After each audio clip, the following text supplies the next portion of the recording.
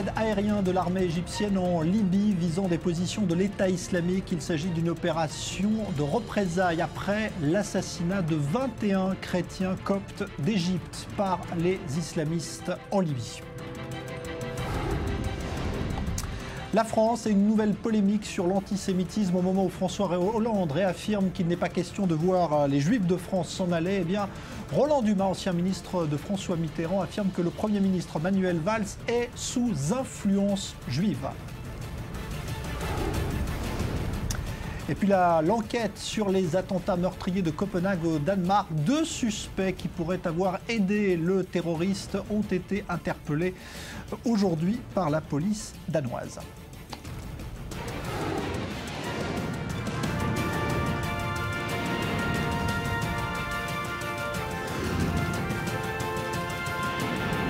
Le Grand Direct avec Jean-Charles Banou.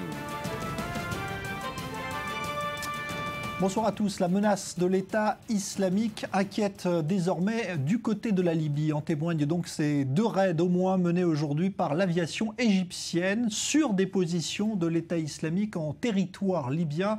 Opération qui aurait été synchronisée également avec l'aviation libyenne dans un pays qui est livré au chaos et qui inquiète donc aujourd'hui de nouveau la communauté internationale. L'ONU également se saisit de ce dossier qui pourrait voir se reproduire un scénario à la syrienne. On va parler de tout cela avec nos experts. Bonsoir Ali Waked, spécialiste donc du monde arabe et musulman sur Ike24 News, et Jacques Neria, expert pour la sécurité. Bonsoir à vous pour évoquer donc ce nouveau front ouvert désormais, semble-t-il, contre l'État islamique, mais donc côté libyen.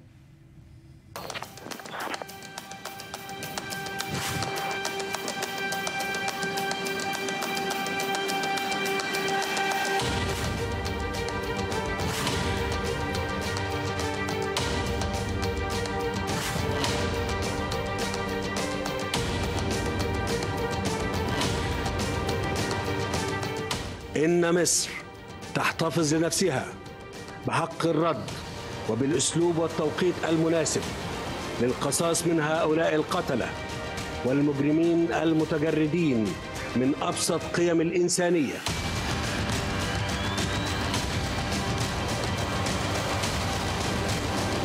ندين بكل شدة العدوان المصري صباح اليوم على مدينة درنا ونعتبره اعتداء على السيادة الليبية. مصر من حقها 100% الدفاع عن نفسها، ولا بد أن تتخذ إجراءات ضد مثل هذا الإرهاب.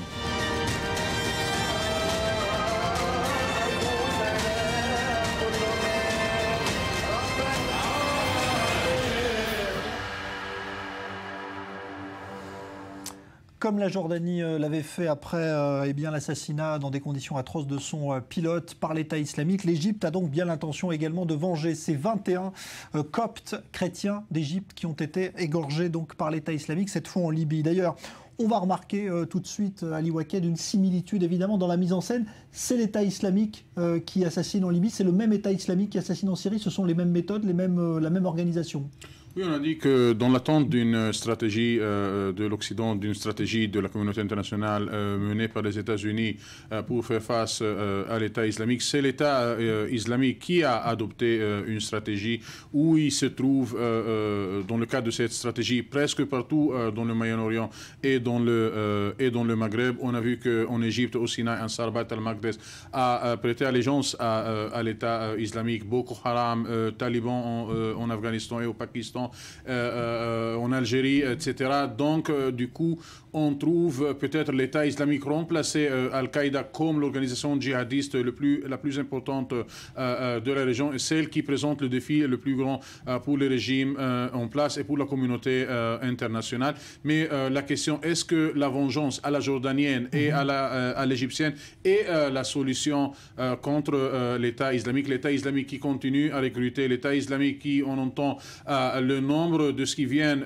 de l'Europe et des États-Unis ne cesse d'agrandir, des gens qui sont enthousiastes à joindre l'État islamique. Je crains que la riposte égyptienne et la riposte jordanienne ne peuvent pas mettre fin à la popularité et au progrès de l'État islamique. Alors, des chrétiens qui ont été assassinés parce qu'ils étaient chrétiens, c'est ce qu'a dit le Vatican aujourd'hui, parce qu'il faut savoir qu'ils ont... Tout à fait, ce sont des travailleurs égyptiens qui travaillent en Libye. À l'époque, il y avait dans les 20 dernières années, il y avait aux environs même de presque 3 millions d'Égyptiens qui travaillaient en Libye. Une quantité énorme. Ce qui se passe aujourd'hui, c'est un exode du côté des Libyens où on demande aux Égyptiens de rentrer chez eux, de se rapatrier au plus vite parce que de peur des représailles et surtout de peur de ce qui va se passer après la riposte de l'armée égyptienne. Les Coptes, il faut se rappeler, ce sont des chrétiens qui viennent au moins 300 ans avant l'islam. Donc, qui sont les premiers habitants de l'Égypte. Les successeurs des pharaons. Les successeurs des pharaons, ce sont les Coptes égyptiens, et ils sont là sur place. Leur nombre varie, on dit qu'ils sont de 10 à 15% de la population égyptienne, c'est quand même une quantité énorme. Et puis c'est surtout un électorat qui a soutenu le président Sisi et qui a contribué à son élection en tant que président. Donc il y a ici, au-delà du fait que ce soit uniquement des chrétiens, il y a ici une réponse à une audience qui s'attend à une riposte forte, et je dirais de la part de l'État égyptien. Nous sommes aujourd'hui en présence d'un combat entre les États-nations arabes et le djihadisme. C'est en Syrie, en Jordanie, en Égypte, naturellement. La Libye est complètement désintégrée, l'Algérie, naturellement. Donc tout cela nous amène à une situation où, d'un côté, l'État islamique est en train de perdre du terrain en Irak, du côté des Kurdes, avec sa cuisante défaite à Kobané, à Tel El-Ab, il y a une autre ville où sans doute il n'arrive pas à tenir les positions face à une ville turque. Mossoul qui sans doute va être assiégé bientôt, Diyala qui a été perdu, Al-Anbar de côté. Donc tout cela, mais il y a de l'autre côté, il y a aussi une résurgence, je dirais, et une extension de l'empire islamique. Ils sont arrivés à rétablir leur émirat à Alep, à Homs aussi. Ils sont en train, je dirais, de recevoir des allégeances d'un peu partout, comme disait Ali Waket, donc de la Mauritanie, au sud du Nigeria, avec Boko Haram, jusqu'en Afghanistan et en Chine, nous avons une extension des drapeaux qui ont été plantés sur le terrain, avec une représentation massive, je dirais, de l'État islamique dans ces régions-là. Pour compléter, Jacques Neria, Jean-Charles, si jamais l'État islamique réussit dans ce qu'il est en train d'essayer de faire, au moins en Libye, c'est de regrouper toutes les milices islamistes. Il y a des dizaines de milices islamistes en Libye sous le drapeau de l'État islamique et fonder l'émirat de l'État islamique en Libye. Ça va changer, à mon avis, l'équation dans cette région. Il y aura désormais pour la première fois une bonne partie de la Libye qui est sous contrôle de l'État islamique dans cette région. Donc ça va donner un coup de morale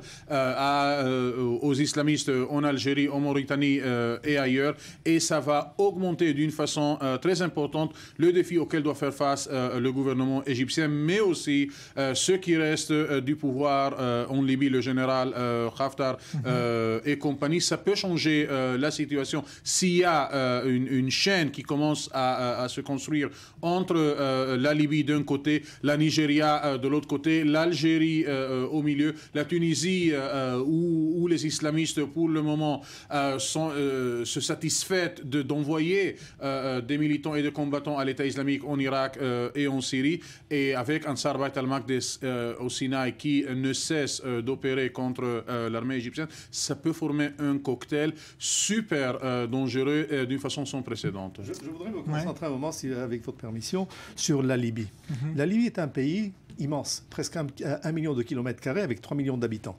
Donc la prise, je dirais, ce que dit Ali Waket est très clair. Prendre possession de cet État par les milices est quelque chose de faisable et de facile. Regardez ce qui s'est passé au Yémen. Les Houthis, qui représentent même pas 35% de la population, ont pris un pays de 26 millions d'habitants.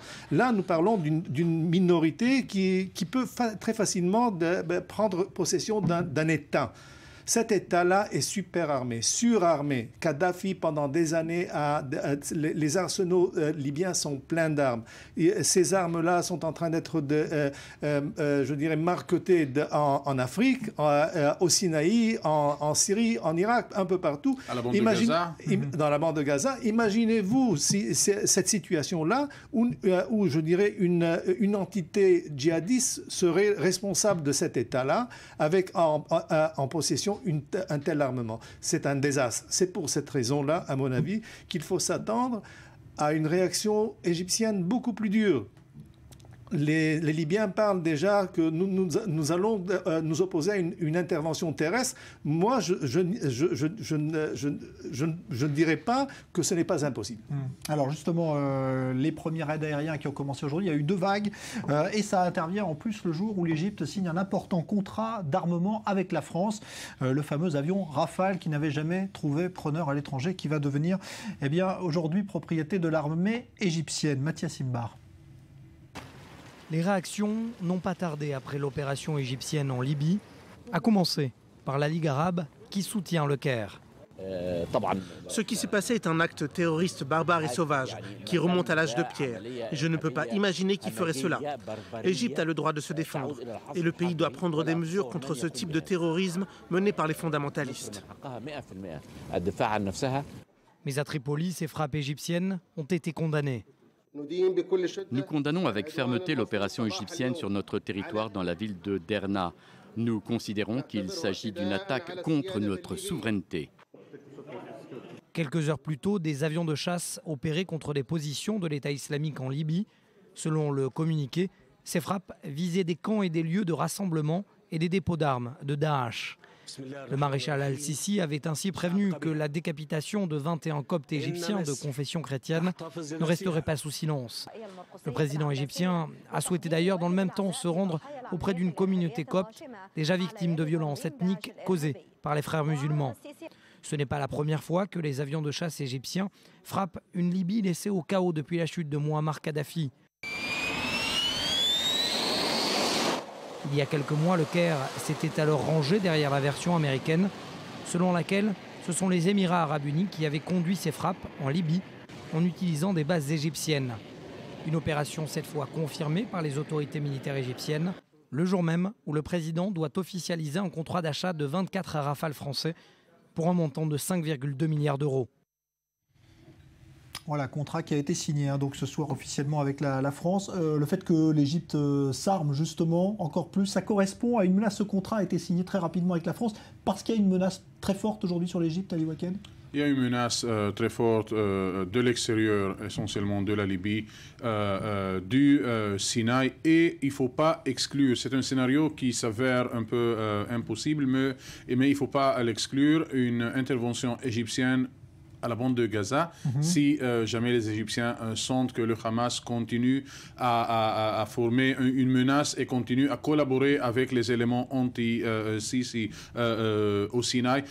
Jean-Charles, il faut souvenir d'une chose. Abdel Fattah Sisi, le ticket sur lequel il a été élu, c'est le ticket sécuritaire. Abdel Fattah Sisi, il représente l'armée, la force qui unit les Égyptiens, ou qui au moins a uni les Égyptiens jusqu'en 2013. Et là, les Égyptiens qui s'attendaient à des miracles sur le plan économique voient qu'aussi sur la partie dont Abdel Fattah Sisi était jugé comme le plus compétent, il est incapable de fournir les recettes qu'attendent la rue en Égypte. Abdel Fattah Sisi échoue au Sinaï. Abdel Fattah Sisi échoue à stabiliser l'Égypte au Caire, dans la région du Delta. Et là aussi, vis-à-vis de l'extérieur, l'Égypte est incapable pour le moment de résoudre les menaces qui viennent soit de la bande de Gaza, soit de la Libye. Vous avez l'impression que l'Égypte est affaiblie aujourd'hui Oui, mais avant, je voudrais simplement revenir sur le Rafale. l'accord a été signé, comme par coïncidence, 2 jours après qu'une délégation d'ex-frères musulmans ait visité les États-Unis, le State Department. Les Égyptiens ont exprimé leur colère face à cette action-là. Et donc, je dirais que cette juxtaposition n'est pas nécessairement, je dirais, une coïncidence. De plus, le fait d'avoir des rafales dans l'armée égyptienne qui est surarmée, je dirais, à l'américaine, qui est à l'américaine, va provoquer un problème de logistique, un problème d'entraînement, un problème d'utilisation de ces avions et dans quelle mission. Parce que les avions que les F-16 américains et toute la panoplie je dirais, d'hélicoptères américains, tout ça, sont toujours là. Il y a aussi des avions russes qui sont toujours en service. Ça va créer un grand problème de coordination entre qui pilote quoi et comment, et les munitions, les dépôts différents, tout cela, c'est un mal de tête qui est, je dirais, superflu pour les Égyptiens. Quoi qu'il en soit, je dirais aujourd'hui, je n'ai pas l'impression, comme le dit Ali Waked, que l'Égypte est affaiblie. Il est certain qu'elle est sous attaque. Ouais. Elle est sous attaque au Sinaï, elle est sous attaque dans sa frontière ouest. On l'a vu à plusieurs reprises, des éléments djihadistes ont attaqué dans la région de la frontière avec la Libye et tué des dizaines de soldats égyptiens. La même chose s'est passée au Sinaï et le Hamas aussi. Donc, Sisi comprend très bien que son principal ennemi aujourd'hui est le djihadisme islamique. Et il a dit à Davos, il a eu la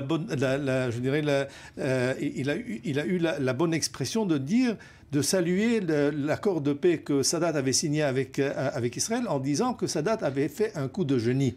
Donc la paix avec Israël permet à l'Égypte de se stabiliser, permet à l'Égypte de s'occuper de ces problèmes-là. On ne parle plus aujourd'hui entre Israël et l'Égypte des conditions ou du traité de paix. Est-ce que oui ou non l'Égypte a le droit d'intervenir militairement dans le Sinaï? Est-ce que les zones A, B, C, D sont tout simplement honorées?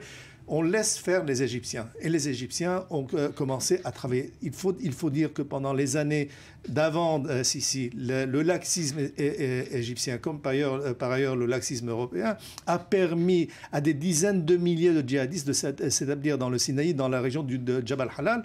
On parle de 10 000 au moins, de 10 000 et c'est difficile de les déloger. L'armée égyptienne est en train de faire un maximum, mais malheureusement, je dirais, le djihadisme n'est pas uniquement limité au Sinaï, il est aussi au sein de l'Égypte et il faut le combattre aussi. Il y a toujours les frères musulmans qui sont en quelque sorte le parapluie de toutes ces organisations-là. Ouais. Et puis il faut souligner que le Hamas aujourd'hui a condamné à Gaza ce qui s'est passé, donc l'assassinat de ces Coptes d'Égypte par l'État islamique. Côté, un de ses chefs a été tué avant-hier au Sinaï. Ouais. Donc il y a effectivement double orientation aussi pour cela. Et double langage, la langue de bois chez le Hamas. Alors je voudrais qu'on écoute d'ailleurs des réactions recueillies ici en Israël, et bien justement sur cette guerre que semble mener aujourd'hui le monde arabe quasiment dans son ensemble contre l'État islamique, avec donc à la fois la Jordanie, les Émirats arabes unis et puis aujourd'hui donc l'Égypte contre l'État islamique. Le monde arabe en fait-il assez contre l'EI? Écoutez bien ces témoignages recueillis tout à l'heure. On peut s'occuper d'eux, une façon éducation des enfants, l'école, le travail, et c'est tout. Bien sûr, il faut en finir avec eux. Nous n'avons jamais connu ça auparavant. Nous n'en avons jamais entendu parler. D'où sortent-ils? C'est vraiment effrayant.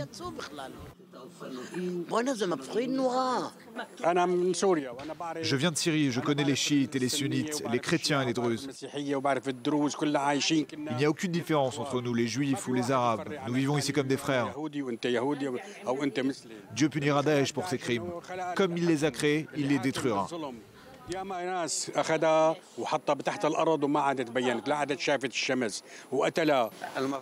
Le monde entier, et pas seulement les pays arabes, devrait combattre Daesh, car c'est une organisation terroriste. J'apprécie beaucoup le roi de Jordanie pour avoir attaqué Daesh. Son opération contre Daesh rend le monde arabe fier. Tout le monde sait que Daesh ne représente pas le monde musulman. C'est pourquoi le monde entier doit combattre cette organisation. Alors Ali Waked, aujourd'hui on va dire qu'il y a une prise de conscience qui s'est opérée dans l'ensemble du monde arabe face au danger et à la cruauté de l'État islamique. Non, je veux défendre le régime égyptien. Abdel Fattah Sisi, depuis des mois, il dit que la guerre anti-État islamique ne doit pas se réduire à la Syrie et à l'Irak. Il a averti que le djihadisme se trouve presque partout dans le Moyen-Orient, au nord de l'Afrique et en Égypte, et que la coalition internationale, l'effort international ne doit pas se réduire, ne doit pas se concentrer en Irak et en Syrie, et que se concentrer là-bas va permettre l'État islamique et les autres milices djihadistes à fleurir dans d'autres régions. Et ça, c'est exactement le scénario qui se passe maintenant. On voit le djihadisme au nord de l'Afrique, en Égypte, se développer d'une façon très dangereuse, alors que toute l'attention a été mise sur Kobané. On trouve du coup le pays arabe le plus peuplé et le plus important en danger face aux islamistes. Et il ne faut pas sous-estimer. C'est vrai qu'il s'agit de quelques milliers, comme l'a dit Jacques Neria, des militants islamistes, mais ces quelques milliers sont suffisants pour former une menace très importante à l'Égypte, à l'économie égyptienne, au tourisme égyptien, et et rend inutile tous les efforts d'Abdel Fattah Sisi de stabiliser l'économie égyptienne. Abdel Fattah Sisi, qui est jugé par les Égyptiens comme quelqu'un qui n'a pas fourni les promesses électorales sur le plan sécuritaire et sur le plan économique. Et bien sûr, dans le coin, il y a les frères musulmans qui se contentent à critiquer l'incompétence et l'incapacité du régime Sisi à mettre fin à ces menaces, et de l'autre côté, à blanchir les symboles du régime Moubarak. Alors, je voudrais qu'on dresse un bilan également, parce que tout cela intervient ici dans un contexte qui marque la fin d'une époque en Israël cette fois, puisque c'est un contexte sécuritaire aussi qui intéresse l'armée israélienne, ce qui se passe autour. Changement aujourd'hui même donc de chef d'état-major, le général Azankot, qui remplace le général Gantz, qui aura donc passé plusieurs années importantes à la tête de Tsahal, comme nous le rappelle Maxime Pérez. C'est cette cérémonie à la Kyria de Tel Aviv, le quartier général de l'armée israélienne, qui a sonné la fin du mandat de Benny Gantz comme chef d'état-major et a officialisé la passation de pouvoir avec son successeur, Gadi Eisenkot. 4 ans plus tôt, le 14 février 2011, c'est au même endroit que Benny Gantz s'était vu confier le commandement de Tsahal. Il hérite alors d'une armée remise en ordre de marche par le général Gabi Ashkenazi, sans se douter que ses capacités militaires seraient durement mises à l'épreuve.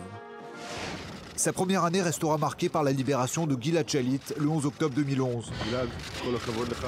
À sa descente d'hélicoptère qui le ramène de captivité, Benny Gantz salue le jeune soldat israélien avant de l'enlacer chaleureusement. Mais à Gaza, les bonnes nouvelles ne dureront pas. De janvier à octobre 2012, près de 800 roquettes et obus de mortier sont tirés sur Israël depuis le territoire palestinien. Le 14 novembre, Benny Gantz ordonne le déclenchement de l'opération Pilier de défense. L'offensive démarre de manière spectaculaire avec l'élimination d'Ahmed Jabari, le chef militaire du Hamas. Mais le mouvement islamiste a dû répondant. Pour la première fois, Tel Aviv est visé par des tirs de roquettes.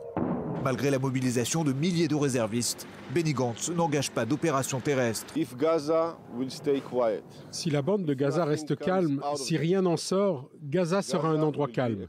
Mais si les organisations terroristes recommencent leurs opérations, l'avenir y sera pire que maintenant. Quelques mois plus tard, Benny Gantz voit un nouveau front s'ouvrir à la frontière nord d'Israël.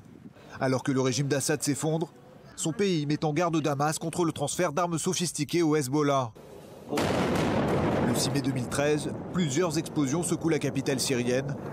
D'après la rébellion, des chasseurs israéliens ont bombardé des entrepôts militaires. Ces raids sont les premiers d'une longue liste attribuée à Tsahal.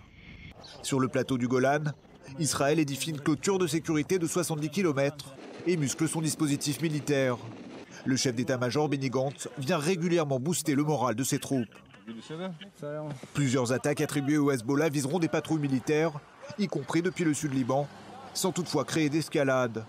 Point d'orgue de ces tensions, la frappe menée à Quneitra le mois dernier, qui coûte la vie à Djihad Mournier, 5 autres membres du Hezbollah et un général iranien. Israël, en état d'alerte, craint alors le déclenchement de la 3e guerre du Liban. Des sueurs froides, Benny Gantz en aura tout au long de l'été dernier, marqué d'abord par la capture des 3 adolescents israéliens à Hébron, puis par l'opération Bordure Protectrice, une nouvelle fois face au Hamas palestinien. 50 jours de combat autour et à l'intérieur de la bande de Gaza, qui corneront quelque peu l'image de Benny Gantz, surtout après ses déclarations trompeuses, après un énième cessez-le-feu. L'été est chaud ici, mais l'automne s'apprête à lui succéder. Les pluies balayeront la poussière des tanks, les champs vont reverdir et la région sud redeviendra rutilante, dans le bon sens du terme, celui des anémones qui fleurissent et de la stabilité. Le calme va s'installer ici pour très longtemps. Pour ces hommes, Benny Gantz restera un vrai général israélien, toujours en première ligne sur le champ de bataille, comme ici à Gaza. Sans avoir failli à sa mission, il laisse derrière lui une armée affaiblie par des coupes budgétaires et des menaces toujours aussi inquiétantes aux frontières du pays. Voilà, fin de règne donc. Ça change quelque chose ou pas, Jacques Neria? Écoutez, l'histoire jugera de Benny Gantz. À mon avis, il représentera l'interlude. L'interlude, un passage nécessaire entre la période Ashkenazi et la période Eisenkot. Et à mon avis, cette période-là se terminera, ou débutera, par un nouvel engagement armé entre Israël et la bande de Gaza, et peut-être, je dirais, au nord du pays aussi, une confrontation militaire. C'est pour ça que je dis que c'est une interlude. Alors, j'espère que pendant cette interlude, l'armée a été préparée et non pas seulement affaiblie. Et Eisenkot se retrouve, je dirais, responsable d'une très lourde mission de défendre Israël dans ces trois fronts.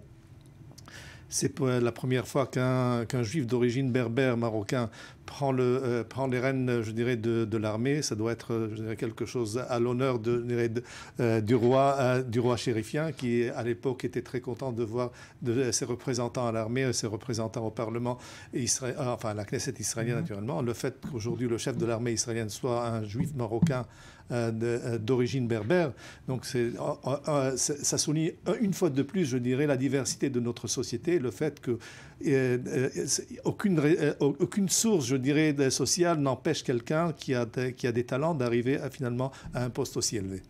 Un mot, oui, moi je pense que l'établissement militaire et sécuritaire sous Ashkenazi et les chefs présents du Mossad ont établi de très bonnes relations avec les services secrets arabes. La question est-ce que Eisenkot va continuer cette tradition, va continuer ce développement qui, à mon avis, a contribué aussi à la sécurité Israël. Et à présent, la tâche d'Eisenkot sur le front sud est beaucoup plus simple quand on prend en considération que pour l'Égypte, le Hamas constitue l'ennemi numéro 1. Merci beaucoup Ali Waken, merci beaucoup Jacques Neria. Évidemment, on suit de près ce qui se passe entre l'Égypte et le territoire libyen. Ce n'est pas la Libye qui est attaquée, mais le territoire libyen et les positions de l'État islamique. Et puis dans un instant, on évoquera la situation des Juifs en Europe et en France, avec une nouvelle polémique liée à des propos tenus par un ancien ministre très proche de François Mitterrand, qui vient mettre une nouvelle fois sur la table donc l'antisémitisme en France et en Europe. On va en parler dans un instant avec également des nouvelles concernant l'enquête sur les attentats meurtriers de Copenhague au Danemark, avec l'arrestation de 2 suspects qui pourraient avoir aidé le terroriste qui a été abattu par la police après ces 2 attaques meurtrières. A tout de suite.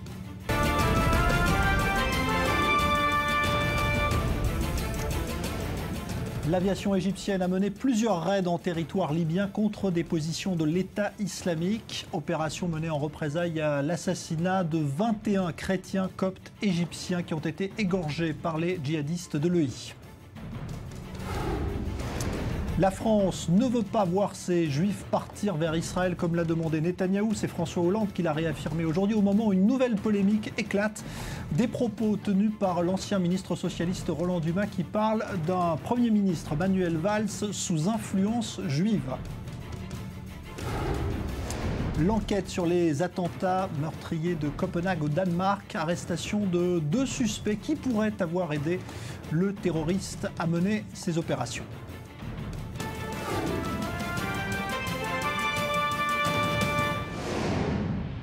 L'antisémitisme se retrouve une nouvelle fois donc au cœur des débats en Europe, mais aussi en France aujourd'hui avec une nouvelle polémique. Il y a eu bien sûr les attentats du mois de janvier, une profanation de cimetières juifs en Alsace il y a quelques jours maintenant, et puis des propos tenus aujourd'hui par un ancien ministre très proche de François Mitterrand qui suscite une vive polémique. On va en parler avec nos invités. Bonsoir Paul Amar. Bonsoir. Vous êtes journaliste français évidemment bien connu. Vous avez publié ce livre Blessure qui est en plein dans l'actualité justement puisque on va en reparler avec vous. Vous évoquez justement cette montée de l'antisémitisme que vous avez ressenti. On va en parler longuement évidemment. Et puis j'accueille également Zvika Klein. Bonsoir à vous, journaliste israélien. Et pour illustrer ce climat justement qui règne en France, vous vous êtes rendu en caméra cachée dans plusieurs quartiers de Paris, munis en tout cas portant une kippa, c'est-à-dire la calotte que portent les juifs religieux, et puis également des franges rituelles. Et vous avez mené cette expérience. On va voir ce que ça donne rapidement, et puis on en parle avec vous juste après.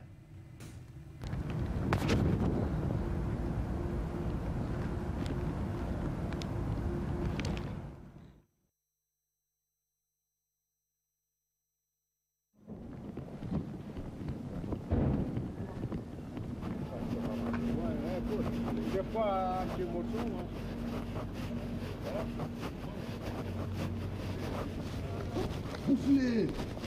Soufflez. Non, non. Rigole, il mange pas de chien. Rigole, le frère. Non, il va se faire enculer ici, mon frère. Non, il va se faire baiser ici, mon frère.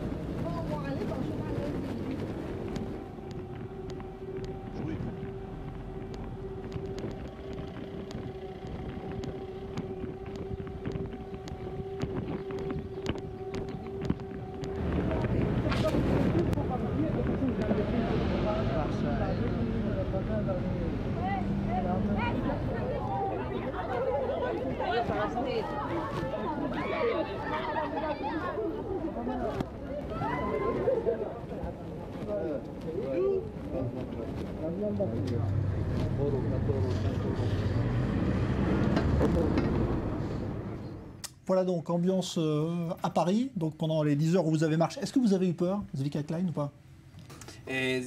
C'était, oui, ça faisait très peur, c'était effrayant. Nous venons d'Israël et beaucoup de gens pensent qu'Israël est un endroit très dangereux, mais spécialement après les attentats de Charlie Hebdo et le Père Kacher, arriver à Paris avec une kippa sur la tête et se promener dans les quartiers les plus musulmans, dans les banlieues ou à Paris même, c'est quelque chose qui est sans aucun doute qui fait peur, qui est effrayant. Et je ne le conseille à personne. Donc quand vous entendiez, vous, d'ici, ce qu'on disait en France sur l'antisémitisme, là, vous l'avez constaté, vous vous dites qu'on exagère la situation ou que c'est plus grave que ce qu'on dit? En France, je traite de la communauté juive française depuis plusieurs années et d'autres communautés de diaspora, et plus spécifiquement en France, du fait de la situation. Et c'est pour ça que mon énergie et le journal dans lequel je travaille ont pris l'initiative de cette initiative, parce que je rapporte en général en me basant sur des agences d'information ou d'autres journaux. Alors là, je voulais vérifier par moi-même. Et après ce qui s'est passé à Charlie Hebdo et à l'Hyper Cacher, on ne pouvait pas dire que c'était vraiment une exagération. Et par conséquent, je suis allé vérifier en tant que journaliste et en fin de compte, j'ai constaté, évidemment, je ne me suis pas promené avec un drapeau d'Israël ou avec une pancarte provocatrice, mais en fin de compte, il y a une haine anti-juive. Quand vous entendez aujourd'hui Netanyahou dire aux Juifs de France il faut venir en Israël, vous trouvez qu'il a raison, ou est-ce que finalement il pourrait très bien rester aussi?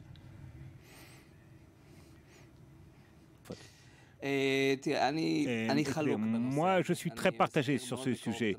Je suis de très près la question de l'immigration juive en Israël, juive de France en Israël, et tous les grands projets que le gouvernement veut promouvoir pour faciliter l'intégration des juifs français. Et je suis moi-même fils de nouveaux immigrants des États-Unis. Et il est très difficile de dire à des gens venez, faites votre alia. Nous vivons en Israël avec une situation semblable de danger. Et je pense que le gouvernement doit encourager la alia, mais le problème, c'est qu'il faut intégrer la alia. Il y a beaucoup de gens qui vivent en France, qui est un état-providence formidable, et beaucoup de gens vivent bien en France. Et il y a aussi, je ne pense pas que beaucoup de gens, que tous les Juifs puissent faire leur alia, mais j'espère qu'ils seront intégrés, que ceux qui le font seront bien intégrés. Merci beaucoup, Zvika Klein, d'être venu donc nous montrer ce que vous avez réalisé 10 heures dans Paris. On va en parler avec vous dans un instant, Paul Amar. Merci. Le temps est bien de revenir sur la polémique du jour qui, une nouvelle fois, remet le débat sur l'antisémitisme sur le devant de la scène en France. Sujet donc de Léa Berdugo. Stupeur et consternation à Sarre-Union. Des membres de la communauté juive sont venus exprimer leur indignation. Il s'agit de la profanation la plus importante dans un cimetière juif depuis près de 25 ans. Environ 250 tombes ont été dégradées. Les plaques de marbre sont brisées, les grès sont disloqués et certaines ont roulé en contrebas. Et ça a été fait avec beaucoup de méthodes, c'est-à-dire que en fait, c'est pas une pierre par-ci, une pierre par-là, c'est vraiment une rangée après l'autre, comme si on avait voulu décimer le cimetière de Sarre-Union, en faire un terrain vague. Ce lundi, 5 mineurs ont été arrêtés et placés en garde à vue. Aucun de ces jeunes, tous originaires de la région, n'a d'antécédent judiciaire. Ce matin, à 10h15, un jeune homme s'est présenté à la brigade de gendarmerie de Sarre-Union pour se dénoncer en disant qu'il avait participé aux faits. Cette profanation a entraîné de nombreuses condamnations des autorités et des responsables de la communauté juive. Une communauté encore sous le choc des attaques de Copenhague et des attentats de Paris. L'occasion pour le Premier ministre Manuel Valls de s'adresser directement aux Juifs français. Une manière de répondre au Premier ministre israélien qui a exhorté une nouvelle fois les Juifs européens à émigrer en Israël. Un Juif qui part de France, c'est un morceau de France qui s'en va. Donc, c'est ce rassemblement autour de ceux qui sont aujourd'hui victimes de cette haine, autour des Juifs victimes de l'antisémitisme, c'est ce rassemblement qui est plus que jamais nécessaire. Manuel Valls qui a directement été attaqué par l'ancien ministre socialiste Roland Dumas. Pour lui, le Premier ministre est sous influence juive. Les socialistes, Manuel Valls, il l'est à sa manière, comme une grande partie du socialisme français. Regardez un peu l'histoire des socialistes depuis la guerre d'Algérie. Hein, c'est quand même des socialistes qui ont fait la guerre. Il est sous influence juive ? Probablement. Vous le pensez ? Je peux le penser. Tout le monde a un peu d'influence. On en a d'abord beaucoup sous l'influence de sa femme. Pourquoi dites-vous ça ? Sous l'influence de sa femme ? Bien sûr. Pourquoi pas ? Pourquoi ne pas le dire ? Pourquoi ne pas le dire ? Pourquoi ne pas le dire, puisque c'est une réalité. Cette déclaration a été quasi unanimement dénoncée par la classe politique. Le Premier ministre, qui s'exprimait devant des élus d'Île-de-France, s'est refusé à répondre d'un point de vue personnel. Il a toutefois vivement condamné les propos de l'ancien ministre. L'antisémitisme, madame, ce n'est pas une opinion. Ce n'est pas une petite plaisanterie. Ce n'est pas le propos d'un homme dont on connaît le passé et les propos qui ne font pas honneur à la République depuis bien longtemps. Non, c'est un délit. C'est un acte grave dans ces moments-là. Et c'est toute la société qui doit en prendre conscience. Le Conseil supérieur de l'audiovisuel a déjà annoncé qu'il instruisait un dossier concernant cet échange entre Roland Dumas et le journaliste Jean-Jacques Bourdin. Voilà donc pour cette polémique qui a pris évidemment beaucoup d'ampleur aujourd'hui. Paul Amar, on est très content que vous soyez là. D'abord parce que vous avez certainement un regard de citoyen, mais aussi d'homme de télévision sur ce que l'on voit là. Vous appelez ça quoi, un dérapage ? Non, c'est pas un dérapage. Le propos est clair, il n'est pas sénile, et il suffit simplement de flashback, de revoir le parcours de Roland Dumas pour voir une cohérence. Roland Dumas est un homme qui a soutenu Dieudonné. Roland Dumas est un homme qui s'est laissé photographier avec plaisir avec Bruno Gollnisch et Alain Soral, qui écrit sur les Juifs comme écrivait Céline. Et Roland Dumas parle aujourd'hui comme Drummond, comme Maurras. Il y avait un antisémitisme d'avant-guerre on trouve aujourd'hui un antisémitisme d'après-guerre, malgré la Shoah et malgré l'antisémitisme que moi-même j'ai subi en Algérie au temps de la guerre. Alors justement, vous êtes, on va dire, dans l'actualité avec votre livre qui raconte votre itinéraire personnel. Et quand vous voyez ce qui se passe aujourd'hui, finalement, vous définissez vous-même comme un républicain laïque.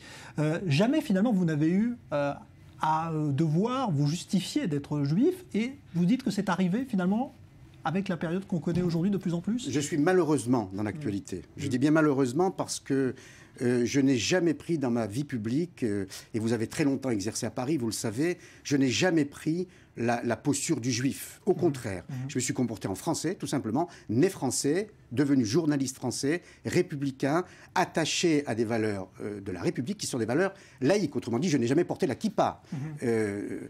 Et malgré cela, à un certain moment, je pense à cette phrase de Sartre, qui s'est trompé sur tout par rapport à Camus, mais qui, sur cette question, a été pertinent. Si le juif n'existait pas, l'antisémite l'inventerait. Eh bien, c'est ce que vient de faire Roland Dumas à propos de la femme de Van Nuelva. C'est quand même incroyable. Voilà une femme que quasiment les Français ne connaissent pas. Voilà une femme qui n'a jamais tenu un propos politique, ni même public, qui s'appelle Anne Gravoin. Et savez-vous ce qu'elle fait? Elle est musicienne, elle est violoniste. Et voilà que Roland Dumas, qui d'ailleurs, dans sa jeunesse, a voulu être chanteur lyrique. Alors c'est peut-être une frustration de sa part ou une aigreur. Voilà Roland Dumas qui s'en prend à une femme qui publiquement n'existe pas politiquement, qui publiquement ne prend pas la posture de femme juive. Et est-ce qu'elle est vraiment juive? Anne Gravoin, on ne le sait même pas. Est-ce qu'il s'est renseigné? Et Jean-Jacques Bourdin, d'ailleurs, m'intrigue parce que Roland Dumas lui tend la perche et dit il est sous influence de sa femme. Il ne dit pas le mot juif. Donc il ne sera pas attaqué, pour le coup.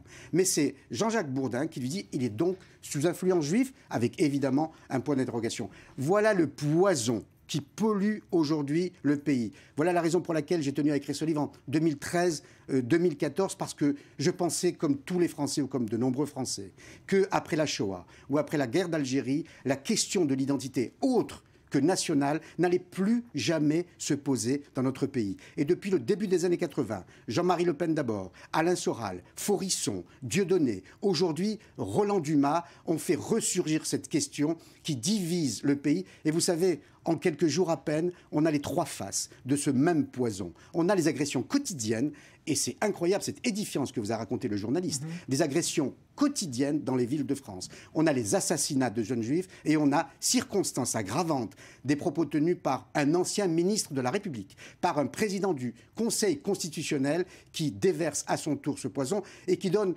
en quelque sorte une onction ministériel ou respectable à cet antisémitisme, j'allais dire latent. Il ne l'est plus.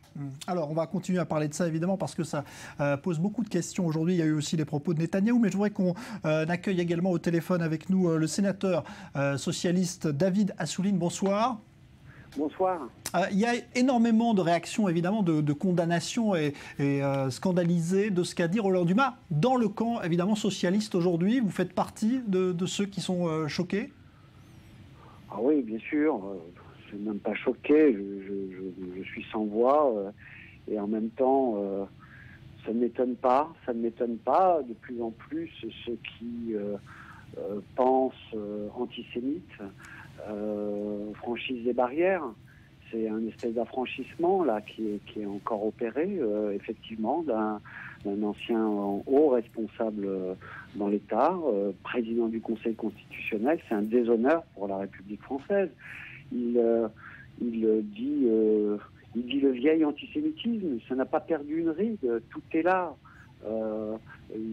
L'influence juive, c'est à la base de tout l'antisémitisme français, celui des Maurras et autres, et Drummond. Donc voilà, c'est aujourd'hui, en 2015, il peut y avoir dit simplement à la télévision que si on défend des juifs, si on défend des valeurs républicaines, c'est qu'on est sous influence juive. Et ça, c'était ce que l'on entendait, ce qui était décrit, théorisé avant la guerre, déjà, dans ce pays. David Assouline, aujourd'hui, il y a énormément de réactions, évidemment, de condamnation. Est-ce que vous avez l'impression que tout cela qui intervient dans un débat, évidemment, très tendu en France, avec l'islam qui est aussi montré du doigt, est-ce qu'on a du mal en France à gérer, finalement, ce qui ressemble aujourd'hui à un conflit de religion, peut-être ? Non, ce n'est pas un conflit de religion, c'est l'antisémitisme. Et ceux qui veulent le ramener à un conflit de religion sont ceux qui veulent masquer d'abord cet antisémitisme, l'abriter derrière des conflits qui peuvent être religieux ou même de guerre. Par exemple, ceux qui essayent de justifier un antisémitisme sous couvert de ce qui se passe au Moyen-Orient et le conflit israélo-palestinien. Tout cela, c'est de l'habillage. Et c'est le vieil antisémitisme qui est recyclé sous tout un tas de formes, avec des bruns, mais aussi des rouges-bruns, qui sont prêts à redégainer l'antisémitisme. Et c'est de plus en plus inquiétant, parce qu'il y a ceux qui parlent, et on pense que c'est pas grave, ils parlent. Mais derrière, il y a ceux qui prennent des armes et passent à l'acte quand ils sont convaincus d'un certain nombre d'idéologies pernicieuses comme celle-là. Et donc, je pense qu'il y a une réaction importante, salutaire contre le terrorisme, mais aussi contre l'antisémitisme et pour la liberté d'expression le 11 janvier en France. 4 millions, c'est quelque chose qui forcément est exceptionnel, forcément ne peut pas être sans lendemain, ça n'existe pas, de telles mobilisations d'ampleur qui ne sont que des étoiles filantes, mais c'est donc la base pour prendre à bras le corps quelque chose qui monte de plus en plus depuis le début des années 2000, que l'on sentait venir, que l'on sentait poindre. Mais je suis confiant, et il faut se battre ici en France, dans la République française, comme on l'a toujours fait, parce que c'est pas qu'une affaire de juifs, c'est une affaire de la République et de valeurs, qui, si elles étaient ici mises à bas, dans le monde entier, elles seraient très mal en point. Et je pense que voilà, c'est un moment difficile, mais c'est un moment qui nous appelle au combat. Merci David Assouline, sénateur socialiste, d'avoir été donc en direct. Paul Amar, vous avez l'impression que la France n'arrive pas finalement à gérer ce dossier épineux, parce que finalement on a eu ces attentats et on a dit est-ce que l'islam s'intègre dans la République, après les Juifs aujourd'hui, Israël. Tout cela pose un problème, à votre avis, à la France aujourd'hui? Elle ne sait pas gérer tous ces dossiers? Non, on est dans une situation inédite. Il y a eu deux antisémitismes au XXe siècle, l'un terrible, dévastateur en Europe, la Shoah, l'autre en Algérie. J'ai moi-même été blessé dans un attentat. Et ce que j'ai vu de ce qu'a vécu le journaliste sale juif, crachat, moi je l'ai vécu enfant à Constantine. Quand j'allais à l'école, on me disait sale français, sale juif, insulte assortie de crachats, de jets de pierre et même attentat. Alors j'ai survécu, ce qui me permet de vous parler, mais tout de même. Et donc, ces deux antisémitismes étaient consécutifs. Et en Algérie, il y avait la guerre d'indépendance. Aujourd'hui, on assiste à ce que Dominique Régnier, politologue, appelle une fusion de deux antisémitismes en France qui ne sont pas consécutifs mais simultanés. Antisémitisme d'extrême droite, le père, Jean-Marie Le Pen, antisémitisme islamiste. Alors je traduirai ça avec un mot politique. Il y a une alliance objective entre ces deux antisémitismes qui ont le même objectif, déstabiliser la République. Les attaques contre les Juifs qui sont au fond en première ligne et qui, comme d'habitude, comme les sentinelles d'ailleurs, se font attaquer les premières, si j'ose dire, ne sont qu'un motif, j'ai pas dit prétexte, mais qu'un motif pour déstabiliser la République. Il y a même une formule qui a été employée par des chefs islamistes qui ont théorisé cela, ils appellent cela la théorie du chaos. Donc vous avez une extrême droite appuyée désormais par des supplétifs. Roland Dumas n'est qu'un supplétif, aujourd'hui de l'extrême droite, qui a commencé à instiller ce poison-là, le père, Jean-Marie Le Pen, les chambres à gaz, un détail, et des islamistes qui, eux, assassinent et qui ont tout intérêt, quitte ensuite à s'entre-déchirer, à créer cet immense désordre en France.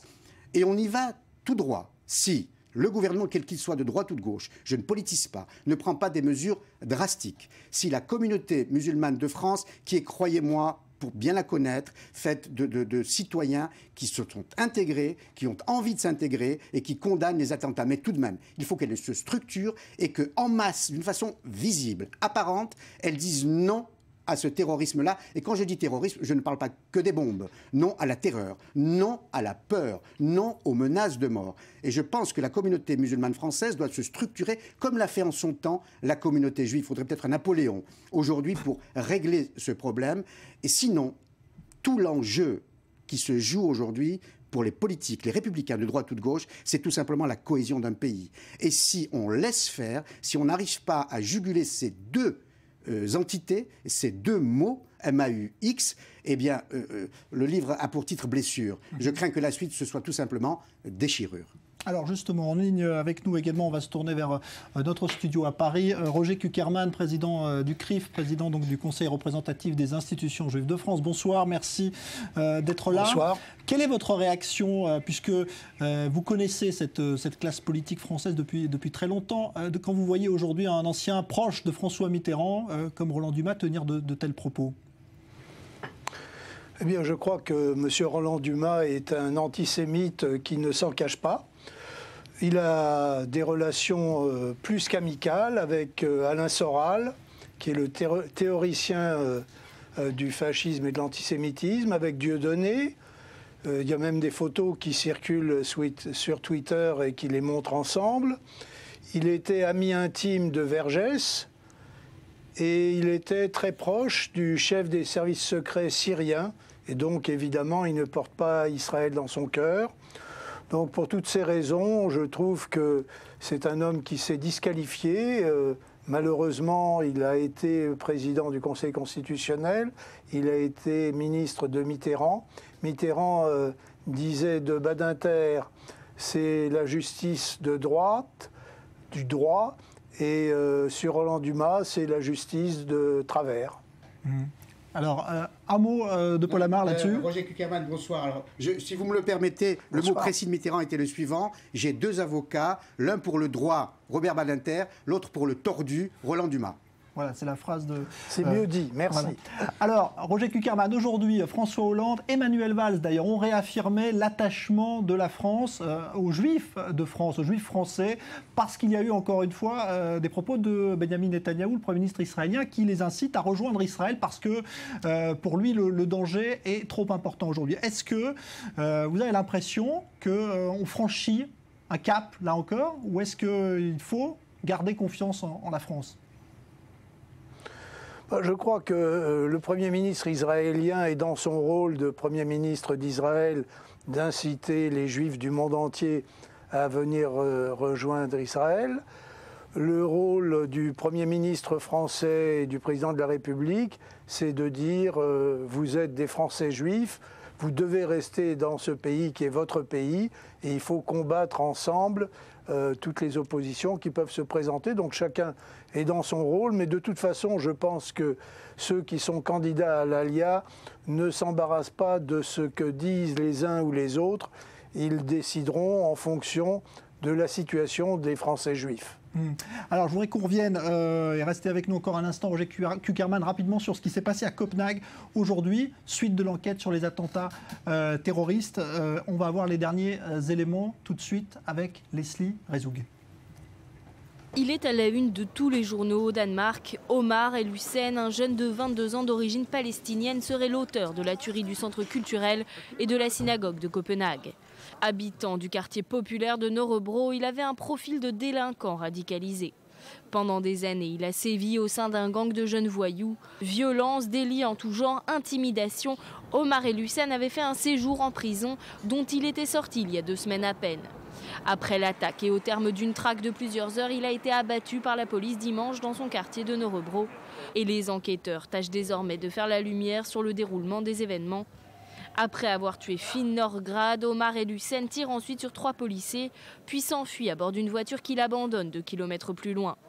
Grâce aux vidéos de surveillance, la police reconstitue son itinéraire et fouille un cybercafé dans lequel il avait ses habitudes. Il aurait aussi bénéficié d'aide de complices. Ce lundi, 2 hommes ont été inculpés et déférés devant le juge. Ils sont accusés d'avoir aidé l'auteur des 2 meurtres et des 5 tentatives de meurtre.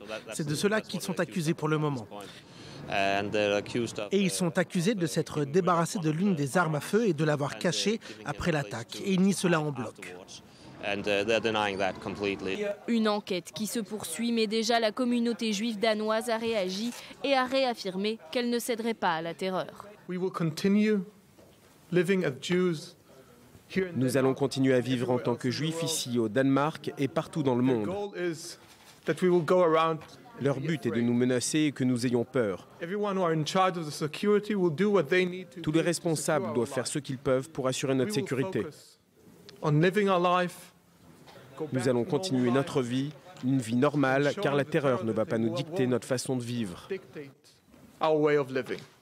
Une volonté de mener une vie aussi normale que possible alors que le Danemark serait le 3e pays le plus touché par le djihadisme en Europe, avec un nombre de plus en plus important de départs vers la Syrie. Reste désormais aux enquêteurs à déterminer si Omar El-Hussein a lui aussi été influencé par la propagande de l'État islamique. Voilà les juifs danois qui veulent continuer à vivre tranquillement au Danemark. Roger Kuckerman, un dernier mot. Vous avez l'impression que les mesures prises vont permettre de retrouver une sérénité ou est-ce que rien ne sera jamais plus comme avant en Europe ?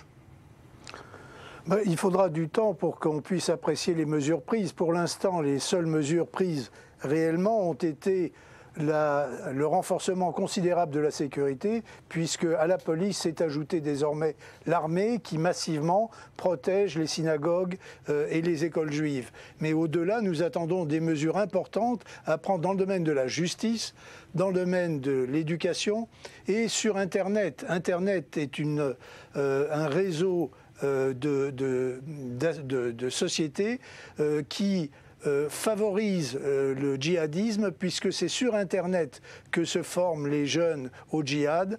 Les jeunes ne lisent pas la presse, ne regardent à peine la télévision. Ils sont formés sur Internet par les réseaux sociaux, Facebook, Twitter et Google. Et c'est contre ce phénomène où ces réseaux sociaux sont finalement les complices du djihadisme qu'il faut travailler. J'espère que le gouvernement français, en liaison avec les autres gouvernements européens et espérons-le avec les États-Unis, arriveront à faire en sorte que Internet cesse d'être le complice du djihadisme. Merci Roger Kuckerman, président du CRI, vous étiez en duplex de Paris. Paul Amar, un dernier mot.